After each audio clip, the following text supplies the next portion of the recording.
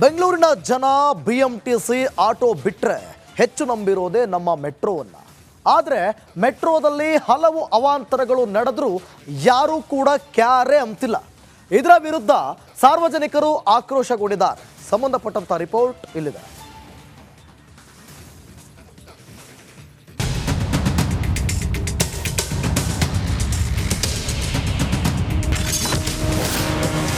ಎಂಟು ತಿಂಗಳಲ್ಲಿ ನಮ್ಮ ಮೆಟ್ರೋದಲ್ಲಿ 6 ಅವಘಡ.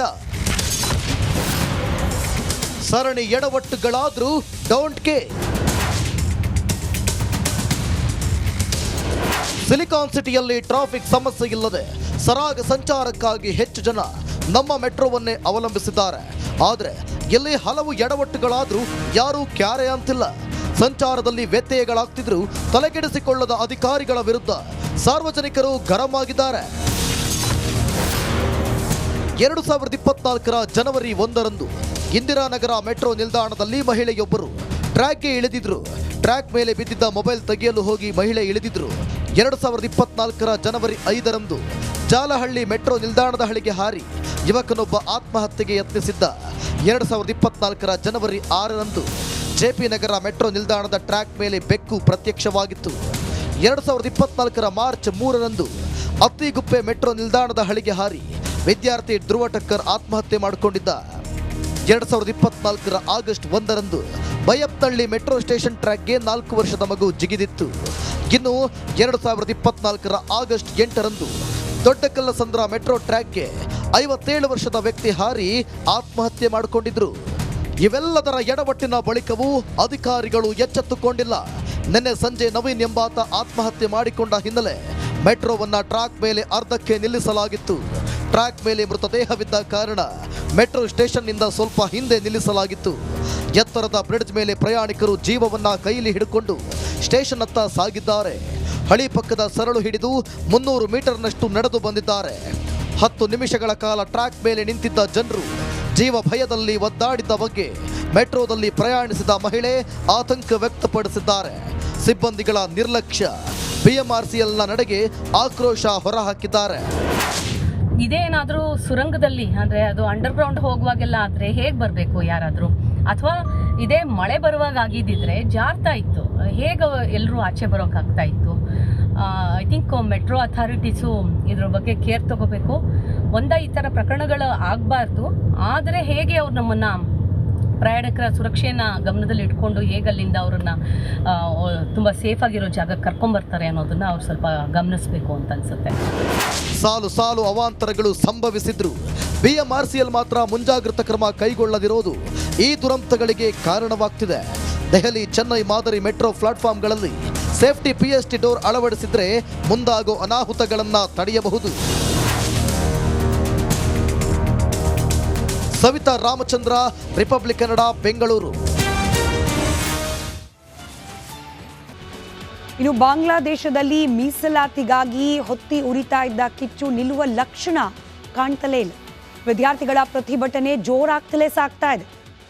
ಹಸೀನಾ ಕುರ್ಚಿಗೆ ಕುತ್ತು ಬರುವ ಎಲ್ಲ ಸಾಧ್ಯತೆಗಳು ಕೂಡ ಕಂಡು ಬರ್ತಾ ಇದೆ. ಬಾಂಗ್ಲಾದೇಶದ ಸಂಘರ್ಷದ ಕುರಿತಾದ ಒಂದು ಅಪ್ಡೇಟೆಡ್ ರಿಪೋರ್ಟ್ ನಿಮ್ಮ ಮುಂದೆ.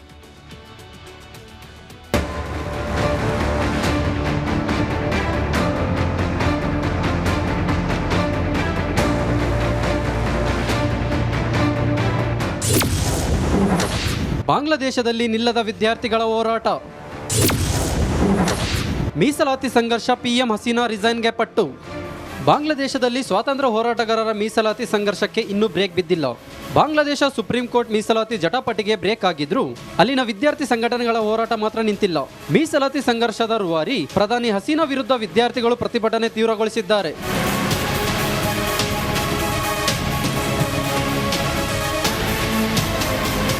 ಹೌದು, ಮೀಸಲಾತಿ ಕಿಚ್ಚು ಹಚ್ಚಿದ ಪ್ರಧಾನಿಯನ್ನೇ ಟಾರ್ಗೆಟ್ ಮಾಡಿರುವ ಯುವ ಸಮೂಹ ಶೇಖ್ ಹಸೀನಾ ರಾಜೀನಾಮೆಗೆ ಪಟ್ಟು ಹಿಡಿದಿದೆ. ಈ ಪ್ರತಿಭಟನೆಯು ಹಿಂಸಾಚಾರಕ್ಕೆ ತಿರುಗಿ 200ಕ್ಕೂ ಹೆಚ್ಚು ಜನರು ಸಾವಿಗೀಡಾಗಿದ್ದಾರೆ.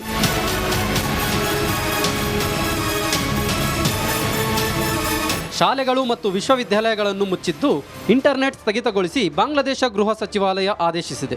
ಇನ್ನು ದೇಶಾದ್ಯಂತ ಅನಿರ್ದಿಷ್ಟಾವಧಿ ಕರ್ಫ್ಯೂ ವಿಧಿಸಲಾಗಿದ್ದು ಪ್ರಧಾನಿ ಹಸೀನಾ ಭದ್ರತಾ ವ್ಯವಹಾರಗಳ ರಾಷ್ಟ್ರೀಯ ಸಮಿತಿಯ ಸಭೆಯನ್ನು ನಡೆಸಿದ್ದಾರೆ.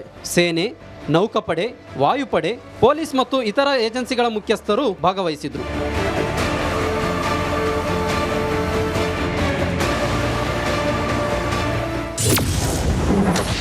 ಅಧಿಕಾರಕ್ಕೆ ಬಂದು 8 ತಿಂಗಳಿಗೆ ಹಸೀನಾ ಸರ್ಕಾರ ಪತನ.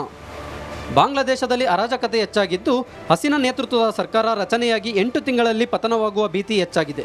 ಪ್ರತಿಭಟನಾಕಾರರು ಆಡಳಿತಾರೂಢ ಅವಾಮಿ ಲೀಗ್ನ ಕಚೇರಿಗೆ ಬೆಂಕಿ ಹಚ್ಚಿದ್ದು, ಇಂದು ಒಂದೇ ದಿನ ಹಿಂಸಾಚಾರದಲ್ಲಿ 35 ಜನರು ಸಾವಿಗೀಡಾಗಿದ್ದಾರೆ. ಇನ್ನು ಪಿಎಂ ಶೇಖ್ ಹಸೀನಾ ರಾಜೀನಾಮೆ ನೀಡುವವರೆಗೂ ಹೋರಾಟ ನಿಲ್ಲಿಸದಂತೆ ವಿದ್ಯಾರ್ಥಿಗಳು ಸಂಘಟನೆ ಕರೆ ನೀಡಿದೆ. ದಾನಿಶ್ ಜಗಳೂರು, ರಿಪಬ್ಲಿಕ್ ಕನ್ನಡ, ಬೆಂಗಳೂರು.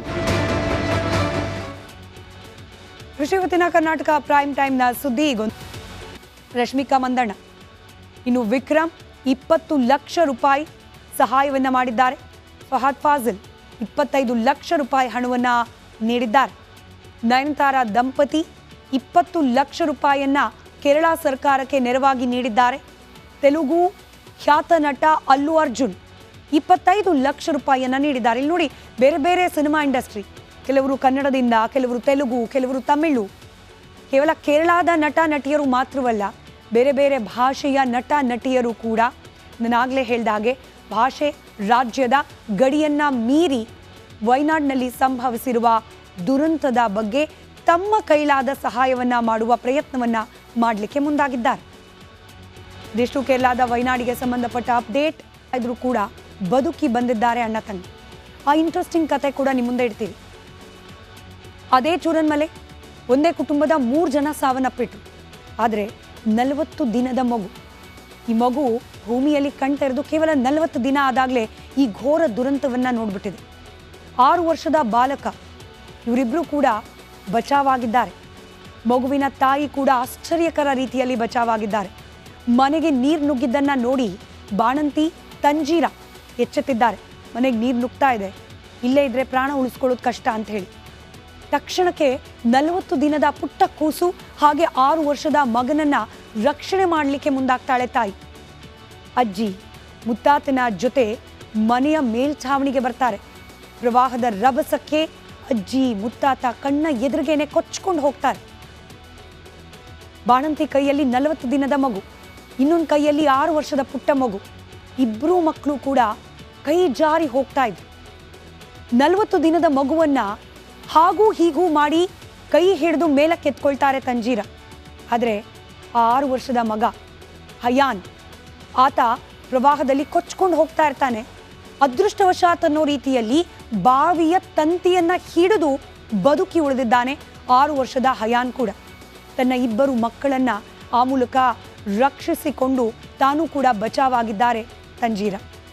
ಇಂಥ ಅನೇಕ ಮನಕಲುಕುವ ಕಥೆಗಳಿಗೆ ಸಾಕ್ಷಿಯಾಗಿದೆ, ಘಟನೆಗಳಿಗೆ ಸಾಕ್ಷಿಯಾಗಿದೆ ವಯನಾಡಿನ ದುರಂತ.